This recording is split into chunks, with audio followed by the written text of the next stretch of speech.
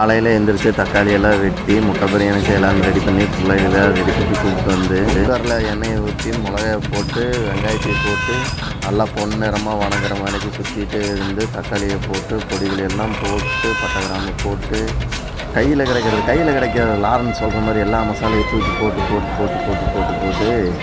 ஒரு வழியாக புதண்டாப்பா சாமின்னு சொல்லிவிட்டு ஒரு கலக்கிட்டு அப்புறம் கொஞ்சம் துப்பை போட்டு 2 முட்டையை உடச்சி சாப்பாடுக்கு முட்டை இல்லைன்னா இப்படின்னு சொல்லி 2 முட்டையை உள்ளே உடச்சி ஊற்றி அதை நல்லா 2 கிண்டி தண்ணியை ஊற்றி அந்த தண்ணி கொதித்து வந்ததுக்கப்புறம் அந்த முட்டையை தெளித்து வேக வச்சு அதுக்கு மேலே ப்ரிப்பேர் ஆன சாப்பாடு தான் இந்த சாப்பாடு. நமக்காக வெள்ளரிக்காய் வெட்டி கொடுத்தாங்க, அதை கொஞ்சம் பிசைஞ்சு கையில் எடுத்து முட்டையை தொட்டு சாப்பிடும்போது பயங்கரமாக இருக்குது. மறக்காமல் பெல் பட்டனையும் அமுக்குங்க.